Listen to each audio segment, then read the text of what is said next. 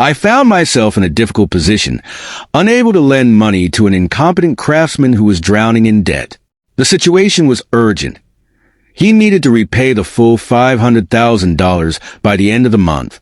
Just when I thought the pressure couldn't get any worse, Wilson, a newly appointed loan officer, walked into my office. I've been a craftsman for 35 years, and I had seen my share of financial ups and downs. But Wilson, with her stern expression and unyielding demeanor, was unlike anyone I had dealt with before. She didn't waste any time. Without hesitation, she demanded the immediate full repayment of the loan. She argued that lending money to an elderly woman working in an office teetering on the brink of financial collapse didn't guarantee repayment. "You better pay it all back while you still can," she said sharply, her tone almost cutting through the air. Her blunt and dismissive attitude infuriated me. "Fine, I'll repay the $500,000 in full," I snapped, my voice tinged with frustration. Under my breath, I muttered, "You'll regret this." But my defiance seemed only to amuse her as she burst into laughter, clutching her stomach like she had just heard the funniest joke. "A lousy banker like you? You'll definitely regret this," she scoffed, her mocking tone echoing through the office. Ignoring her laughter, I silently vowed to retaliate. I wasn't going to let her behavior go unanswered. "My name is Smith, and even at 60, I'm still active as a gardener," I said, feeling the weight of my words and the pride of my profession. "I founded Smith Landscape Design 35 years ago, and today, I still run the company as its president. Right after high school, I joined my father's landscaping business, working under his guidance for years. Becoming a skilled gardener took patience and artisanal skill, and it was something I had taken pride in mastering. About 10 years ago, my father, the previous president, fell ill with stomach cancer, and I had to take over. At that time, most homes had gardens and business was steady. But now, with the rise of condos and apartments, the demand for gardeners had declined sharply. Despite the challenges and financial difficulties, my father and I never once considered quitting. We knew that some homeowners, especially the elderly, struggled with back pain and unsteady legs, making it difficult for them to tend to their gardens. Though our business saw a temporary decline, we managed to stay afloat as competitors shut down. This helped secure a steady customer base. I remained determined to continue developing our beloved landscaping company, a business that had become a cherished part of the community. Even at 60, I was committed to stabilizing the business and ensuring its future so that one day my children could take over with confidence and pride.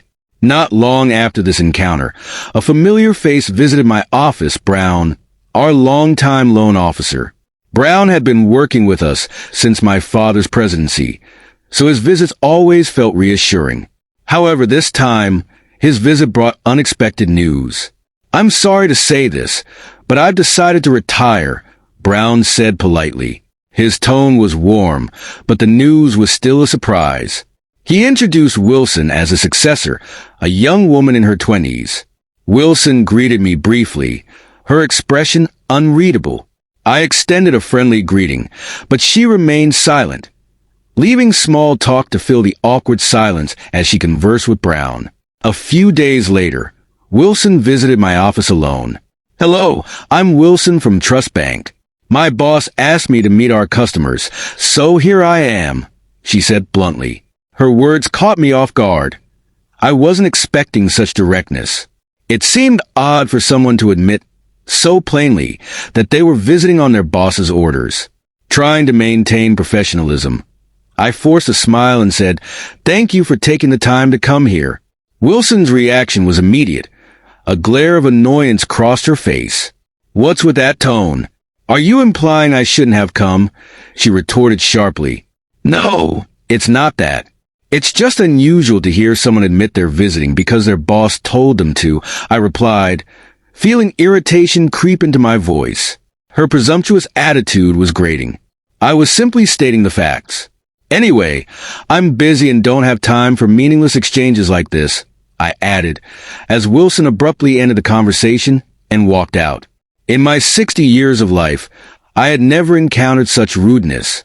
After she left, I sat in my office, momentarily stunned, questioning if the entire interaction had been real or some sort of illusion brought on by stress. A week later, Wilson returned to my office. This time, her demeanor was entirely different. Her face was flushed with anger, and she began yelling at me as soon as she entered. "You apologize to me right now. If you sincerely apologize, I won't involve the police. I'll settle this matter without them," she demanded. I felt a wave of confusion and frustration wash over me. "I'm sorry, but I have no idea what you're talking about. Can you please explain?" I asked, genuinely puzzled by her outburst. "Don't play dumb," Wilson accused, her voice sharp with rage. "An employee of yours extorted $100,000 from my grandmother for unsolicited garden maintenance and instructed her to transfer it to a specified account." Her words shocked me, and I was taken aback by the seriousness of the accusation. "Our company only accepts cash payments directly from customers upon completion of our work. We would never instruct a customer to transfer money to any account. Do you have any proof that an employee of ours did this?" I responded firmly, trying to maintain my composure while defending my company's integrity. Wilson's response was equally forceful. "My grandmother clearly stated that someone named Williams from Smith Landscape Design contacted her, deceived her, and took her money." Her eyes burned with intensity, and it was clear she wasn't going to back down. As the president, it was my responsibility to address the situation. Wilson confronted me with a sharp tone, accusing me of wrongdoing. Despite her accusations, I remained composed, certain that there was no one named Williams in our company. "Please give me a moment to check," I responded calmly, excusing myself to retrieve the employee roster from my office. I had to be mindful of privacy concerns, so showing her the document directly wasn't an option. Instead, I reviewed the roster, confirming my suspicion. Returning, I stated, "I confirmed that there is no one named Williams employed with us." Wilson's eyes narrowed, her expression filled with hostility. "Oh, I see. You're determined to evade responsibility. If that's how you want to play it, I'll devise a strategy," she retorted sharply before storming out of the office. As she left, an unsettling feeling settled over me. Something about her demeanor suggested she was planning something. Her face haunted me for the rest of the day, lingering in my thoughts even when I was alone. It was as if her image followed me everywhere, making it impossible to shake the feeling of impending conflict. Her presence became a shadow that loomed over my mind, lingering whether I was awake or asleep. A few days later, Wilson barged into my office again, her posture rigid and her tone demanding. "I can't lend money to an incompetent craftsman buried in debt. Repay the full $500,000 by the end of this month," she declared, her voice unyielding. There was something strange about her words. It didn't seem like the bank's official stance, but more of her personal decision. Maintaining my composure, I asked, "Why do you believe our office is in deficit, and why must the entire loan amount be repaid this month?" "Please explain," Wilson smirked, her smile dripping with condescension. "As the president, it's obvious your company is in the red. Moreover, there's little demand for landscaping nowadays. You better repay it all while you still can." She leaned in closer, her voice dropping to a whisper. "That's just the official reason. If you repay the $500,000, 5 times the $100,000 my grandmother supposedly lost, I'll drop the matter." Her outrageous demand triggered a surge of anger inside me, but I kept my face neutral, clenching my teeth as I responded. "Fine. I'll repay the $500,000 in full," I agreed, my voice steady but tense with suppressed emotion. "But you'll regret this." Wilson's laughter filled the room, mocking and echoing off the walls. "It's you who will regret it, old lady. Can you even manage to repay $500,000 in full? You'll see soon enough." I watched her leave, my anger simmering beneath the surface. Her laughter lingered, taunting me. But I knew I had to keep my focus and prepare for the next steps. The following day, determined to take control of the situation, I called the bank and spoke to a customer service representative. "Hello, this is Smith. Thank you for your ongoing support. Could you please ask Loan Officer Wilson to stop visiting my office? It's causing us trouble." The representative apologized, sounding genuinely concerned. "I'm terribly sorry. The branch manager will come to your location right away." As the call was ending, I overheard another bank employee muttering in the background. "Her again? How many times is this now?" It seemed Wilson had been repeating similar actions with other clients. A pattern was emerging, and I felt a sense of validation. Perhaps I wasn't alone in this. Stepping outside my office, I found Wilson waiting for me, her expression smug as she approached. "Oh, there you are. Hiding won't help. If you don't want to be reported to the police, sign these papers now," she demanded, thrusting termination documents for the loan agreement in my direction. "Is this the bank's decision or just yours?" I asked calmly, keeping my voice even and controlled. "My opinion is the bank's opinion, obviously. Anyway, a fraud like you has no right to complain. Just sign it," Wilson retorted, her tone aggressive. I held her gaze. "I have just called the bank. The branch manager is on his way, and I'll sign it then," I replied firmly. Wilson's face paled, her confident demeanor faltering for the first time. "What? Why did you call the bank? I thought you were trying to avoid me by staying in your office." "When did I say I was trying to avoid you?" I countered, watching her closely as her expression shifted from anger to uncertainty. She looked as if she wanted to escape. But just then, a car pulled up behind her and the branch manager stepped out. I gestured for him to follow me into the reception area of my office. The manager entered, his face showing concern. He immediately addressed me with politeness and sincerity. I sincerely apologize for the inappropriate behavior of our staff member Wilson. It's inexcusable. He turned sharply to Wilson, his demeanor changing to one of authority. "Why would you treat one of our most valued customers, who has always supported our bank, like this?"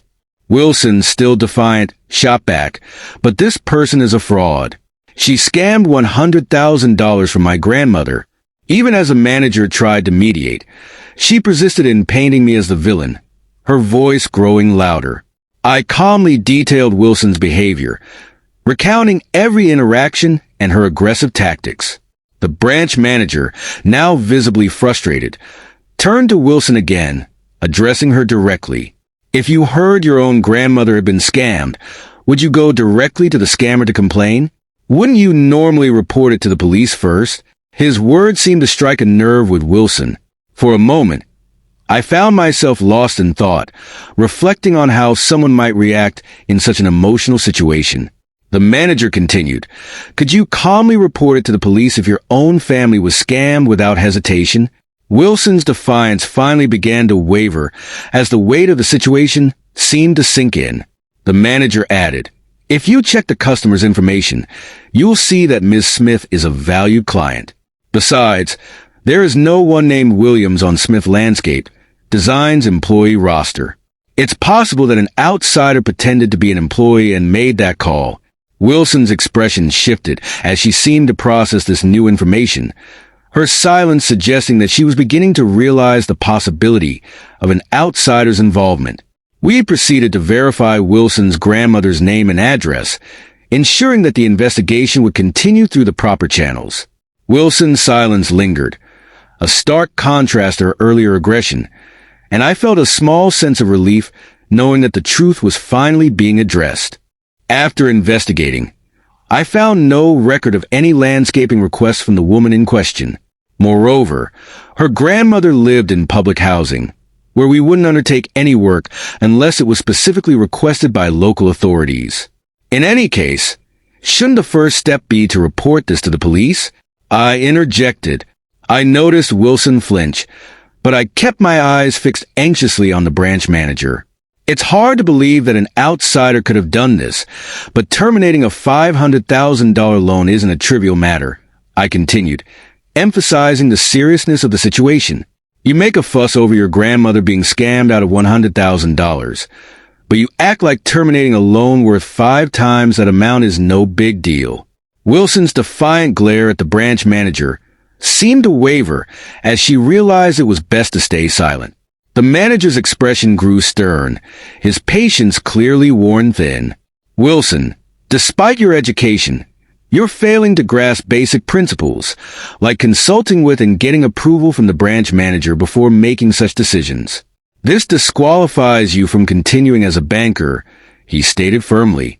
We will take strict disciplinary action. Without further hesitation, the manager apologized to me and escorted Wilson away, gripping her arm as if to prevent her from causing any further disruption. As I reflected on my past interactions with the bank, I recognized that our company wasn't currently facing cash flow issues. Rather, we mainly took loans to maintain a relationship with the bank. Initially, I didn't understand why we borrowed money when it wasn't necessary, but my father, who founded Smith Landscape Design, had faced financial crises in the past.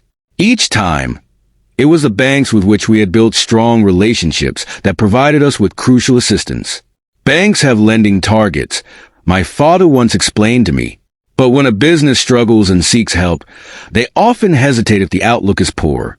Taking loans when we don't urgently need them helps build a repayment record and trust with the bank.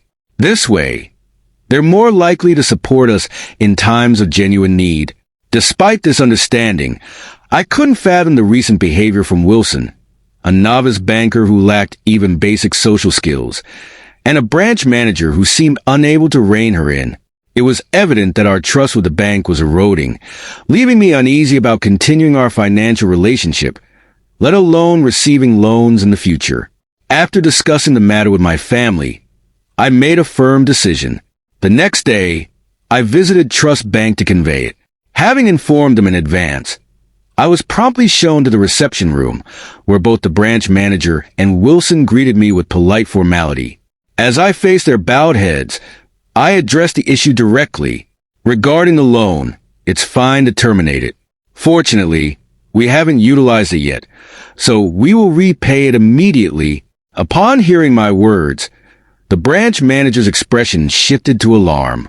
Mr. Smith, please don't worry about the loan. We value our long-standing relationship. I hope we can continue working together, he implored, his voice almost desperate. However, my decision was unwavering. If I hadn't intervened, Wilson would still be coming to my office, hurling insults and showing rudeness. I can't trust a bank that allows such behavior, I said regretfully. I'm sorry, but I have to end our relationship. I'm truly sorry for what happened. We will take strict action against Wilson, and such an incident will not recur, the manager assured me, his tone pleading as he tried to persuade me to reconsider. Won't you please continue doing business with us? No matter what you say, my decision won't change, I replied resolutely, pushing away the branch manager's attempts to convince me. Just as he prepared to leave the reception room, the door suddenly burst open, and a visibly distressed bank employee rushed in. The manager's expression immediately changed. Excuse me, I must leave, he said abruptly, a look of concern on his face as he exited. From outside the room, a woman's voice could be heard, clearly agitated. When I visited your bank, a banker named Wilson said to me, "We don't lend money to the incompetent. What kind of training do you give your bankers?" The manager's reaction confirmed my suspicion that I wasn't the only one affected by Wilson's behavior. This is, he began, trailing off as his gaze shifted toward Wilson, who was nervously biting her nails and muttering to herself. Swiftly approaching Wilson, the branch manager declared, "You're fired as of today. Get out of here right now," pointing toward the door. Shocked, Wilson's face turned pale as she stared back at the manager. Then, with a sudden change in demeanor, she made a desperate plea. "Please don't fire me. I beg you," she said, her voice hollow. Her apology, however, did little to sway the situation. It was fortunate for us that we didn't rely on the loan, but many businesses must have been seriously affected, I remarked quietly, troubled by the thought of Wilson causing turmoil for others. "Do you have any idea how many valued customers we've lost because of you? Your dismissal is the only option," the manager asserted firmly. Their arguments seemed endless. But realizing my time was being wasted, I stood up to address Wilson one last time. "Remember when you said I wouldn't regret it? This is the result. It's all you're doing," I stated firmly, watching as Wilson collapsed in despair. Later, the branch manager returned to inform me of Wilson's dismissal, again pleading for another chance. Despite his apologies, I remained steadfast in my decision. Wilson's outrageous behavior toward customers and the branch manager's failure to address it adequately were clear signs that ending our business relationship was the right choice. I couldn't risk our company's future based on their assurances. As time passed, I happened to notice a woman who bore a striking resemblance to Wilson at a construction site. Now tanned and sweating, she was working as a traffic guard, a far cry from her previous position at the bank. It was likely her, the former elite banker, now reduced to a menial job. Witnessing her in this new role, I hoped that her circumstances might bring about a change of heart. Meanwhile, our business continued to thrive. We took on landscaping projects for the park that had replaced the bank, and seeing our Smith landscape design truck parked during work led to an increase in service requests. We received inquiries for maintenance services for shared areas of condominiums and apartment complexes. Adapting to diverse client needs became essential for our continued success as gardeners. I was committed to contributing to our community, ensuring our business's growth and reputation. I felt thankful that we had moved past the challenges posed by Wilson and the bank's shortcomings, allowing us to focus on the future with a renewed sense of purpose.